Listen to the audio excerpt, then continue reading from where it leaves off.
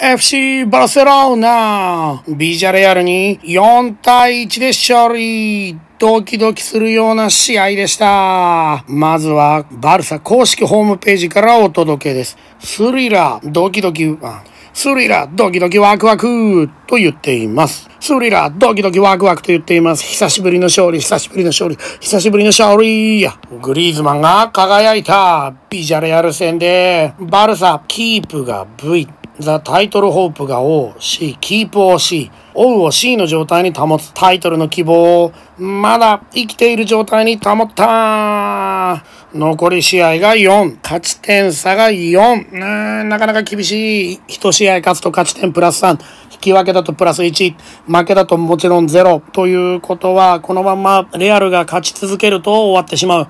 レアルが2回引き分けて4つ全部勝つ。それぐらいじゃないと追いつかない。だって直接対決でレアルの方が有利苦しい。アントニー・グリーズマンは批判に応えた。きっちりとした形で日曜日の試合です。それは点を決めたんです。もうセンセーショナルな話題沸騰のチップキックで。はい、バルセロナが大勝。スラッシュ。こう斜め線を引くことがスラッシュですからね。バッサリ切った。もう勝ち切った。4対1で。そして保ったんです。V、O、C。彼らにとって霞んできたラリーガのタイトルの希望をまだ生きている状態に保った。苦しいけどまだまだなんとか食らいつくぜ。全所属クラブのアトレチコマドリード戦で90分、もう試合最後の90分でおい、お前行ってこいっていう風に出された。そんな恥ずかしめを受けた後でね、90分でもどうにもならないですからね。もっと早く出せよって思って、やる気なくしても良さそうなところ、やる気がなくなっても仕方がない。そんな状況だったんだけれども、グリーズマン戻ってきた。スターティングラインナップ。あと、ラーセル・ミーカー。はい、これ相手チームのホームなわけですけれどもね。そして、信頼にお応え、驚くべきゴール。メッシによってお膳立て。このティードアップ、もちろんティーアップ、ね、ゴルフの打つ時のティーアップと一緒で整えてあげる。ですので、メッシのアシスト、こういった意味で使っています。メッシ、キレッキレ。メッシはまたお膳立てしていたのです。ルイス・スアレスのカーブの効いたゴールの。それはコーナー上に突き刺さった。ゴールの上に突き刺さった。ちなみに、モレノがポートーレスのオウンゴールを打ち消してしまったのです。つまりポートーレスのおかげでバルサ 1-0 だったんですが、モレノ、ビジャレアルのモレノが1対1にしちゃった。でもそれをスアレスのゴールで2対1と、こういう得点になるわけです。ちょっとね、この辺のこのアフターの使い方とかややこしいんですけれども、英語、動作の順番、これさえ分かればさらっと訳せますからね。はい、もう一度ね。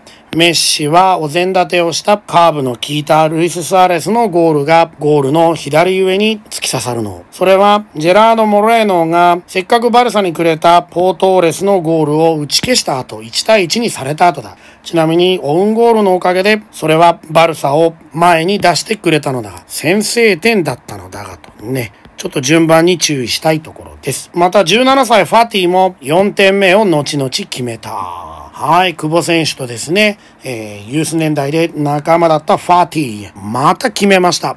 若手がどんどん伸びてくるな。セティアン監督サイド、つまりバルサにとっての印象的な勝利。ね、もう引き分け負け、うおーみたいなそういう感じだったんだけれども、なんとかスキッとするような、心に残るような勝利で差を埋めてくれたんです。そう、また4ポイント差に戻りました。この日は先にレアルが戦っていたので、勝ち点差が一瞬ではありますが、7まで広がっていた。これがやっと4まで戻せたよ。レアルの後ろで追いかける立場で。ちなみにレアルは先んじて 1-0 の勝利をアトレチコ・ビルバオに3マメスできっちりと収めた。グラウンドアウト着地させるっていうことですからね。もうきっちり抑え込んで自分の目の前に置いたと。そう、それはセルヒオ・ラモスのペナルティが違いを証明するような状態だったのだ。はい、また出ました。with A、B、不い状況。A が B の状況で、セルヒオ・ラモスのペナルティーキックが違いを見せつける、そんな状況で、このように言っています。バルサなんとか勝ちを収めて、なんとかじゃないな。途中バタついたところもあったけれども、きっちり勝利。はい、もう選手たちも喜びっていう感じですよね。いやー、辛かった。はい、公式ホームページではね、ベストフォトということで、今回はね、ビジターでしたので、このエメラルドグリーン、ティファニーグリーンと言いましょうかね。このユニフォームでした。胸に輝く楽天マーク。ファーティ君も頑張ってる。こういった感じ。はい。このようにアトレチコ2対2。そして今回1対4と4対1と、なんとか悪い流れを断ち切ったというところです。はい。この後の試合は8日にエスパニョール、バルセロナのダービーマッチですよね。同じ街の。そして11日にバージャドリーデ。そしてオサスーナ。このような流れになっています。